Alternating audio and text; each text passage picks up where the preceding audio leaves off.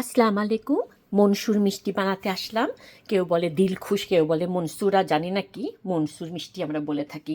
তো এটার জন্য আমার লাগছে বেসন। আমি 1 কাপ বেসন নিচ্ছি। এটা আমি এখানে ছেঁকে নিব, যাতে কোনো দানা ঠান্না থাকলে আটকায় যায়। ঠিক একই মাপের 1 কাপ চিনি নিচ্ছি। এই 1 কাপ চিনিতে আমি 1/2 কাপ পানি দিব। আর এটাতে লাগছে আপনার তেল আর ঘি। আমি 1 কাপ ঘি দিব, বাট তার মধ্যে 1/2 কাপ হচ্ছে তেল, 1/2 কাপ ঘি মিশিয়ে দিব। পুরাটা দিয়ে করলে বেশি মজা হয়, বাট পুরাটা দিলে সব ঘি শেষ হয়ে যাবে। তো আমি তেল আর ঘি মাখাইয়ে দিব, 1 কাপই দিব। আর সামান্য একটু এলাচ গুঁড়া, দ্যাটস অল আই নিড। তো এটাকে প্রথমে ছেঁকে নিব। এভাবে করলে বাইরে চাইতে পড়লো না, এভাবে করলাম আর কি।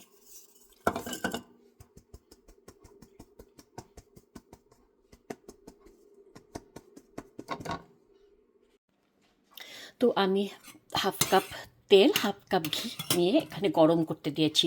মনসুর মিষ্টি এটা হচ্ছে মেন ব্যাপার, আপনাকে ঘিটা গরম দিতে হবে।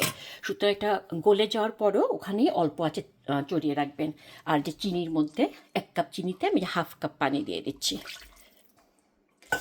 আর এই যে বেসনটা তোর করে রেখেছে, এটার মধ্যে এলাচ গুঁড়া আছে, এলাচ। একটা প্যান ঠিক করে নিচ্ছি, যে প্যানটার মধ্যে আমি হয়ে যাওয়ার পর রাখবো।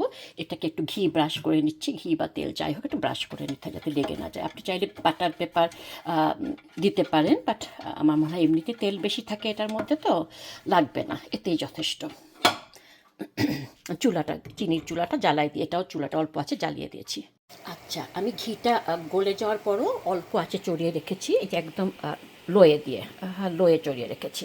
আর চিনিটা এখন ফুটে গেছে, আমি এটার মধ্যে উপস পড়ে গেল, একটু এলাচ গুঁড়া দিয়ে দিব। উঠাতে পারলাম না, সরি। একটু এলাচ গুঁড়া দিয়ে দিব। আপনাদের যদি কারো এলাচ গুঁড়া ভালো না রাখে, আপনারা গোলাপ পানিও দিতে পারেন। তো এটা 1 তার 2 তারের দরকার না, একটু আঠালো হলে মনে হয় চলে। একটু সামান্য একটু আঠালো হোক, তাহলে পানিটা কমে গেলে আমি যখন এইটা দিয়ে দেবো, দিয়ে নাড়বো, দ্যাটস অল। আর কিছু করার নাই, দিয়ে দিচ্ছি।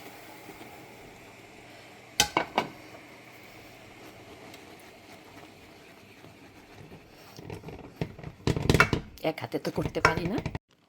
এটাকে পুরো নাড়ার উপর রাখতে হবে, নাড়ানো থামানো যাবে না। আমি এখন একটা চামচ দিয়ে এখান থেকে গরম ঘি আর তেল নিয়ে এখানে অল্প অল্প করে দিব আর মিশাবো। এভাবে পুরা তেলটাই দিয়ে দিব। বেস্ট হয় যদি 2 জন মিলে করেন, একজন তেলটা ঢাললেন।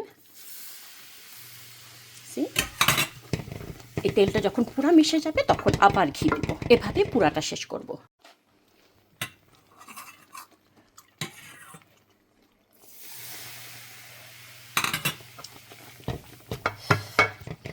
আমি সামান্য একটু জাফরান দিলাম, ফুড কালার দিতে পারেন, অরেঞ্জ ফুড কালার, কালারটা একটু সুন্দর হবার জন্য। না দিলেও চলে, কোনো অসুবিধা নেই, দেখতে একটু সুন্দর লাগবে এই আর কি। সব তেল এভাবে দিয়ে দিব। এটাতে একটু তেল বেশি লাগে, বা চিন্তার কোনো কারণ নাই, পরে তেলগুলো বের হয়ে যাবে। এটা অলমোস্ট হয়ে গেছে। একটুখানি চামিচে নিয়ে এটাকে দেখবো, যদি গোল হয়, হাতে না লাগে, তাহলে বুঝবে এটা অলমোস্ট হয়ে গেছে। হয়ে গেছে, ঢেলে ফেললাম। এত হাত নাড়িয়েছে, হাতের ব্রাওটা বেজে গেছে, তারপর একটু তলায় পোড়া লেগে গেছে। পুরা তেলটাই দিয়ে দিয়েছি দেখেন। এখন এটা 10 মিনিটের মতো ঠান্ডা হওয়ার পরে উপর দিয়ে একটা কাটা দাগ দিয়ে রাখবো। তারপর 3-4 ঘন্টা পর যখন পুরাপুরি ঠান্ডা হবে, তখন ওটাকে পিস করব। ওকে, 10 মিনিট হয়েছে, এটা হালকা ঠান্ডা হয়েছে, তেমন কিছু হয় না। এটা উপর দিয়ে একটু জাস্ট কাটা, অল্প একটু কেটে দাগ দিয়ে রাখবো, পুরাটা গর্ত করে কাটবো না, পরে ঠান্ডা হওয়ার পরে কাটবো। তো এখন আমি হালকাভাবে একটা দাগ দিয়ে রাখছি, এইভাবে সবগুলো। এইভাবে একটা হালকা কাট দিয়ে রাখলাম, কাঠটা বেশি গর্ত করেনি। পুরা ঠান্ডা হওয়ার পর 2-3 ঘন্টা পর পুরাটা কেটে পিস করব। একইভাবে চিনিটা আপনারা বাড়ায় কমায় দিতে পারেন। এই যে আমি এটা কালকে বানিয়েছিলাম, তেল একটু কম দিয়েছি, যেহেতু তেল খাওয়া ভালো না। আজকে এটা আবার বানালাম ছেলেকে পাঠাবো বলে। হয়ে গেছে, কেটে এখন ছোট টুকরা করেছি।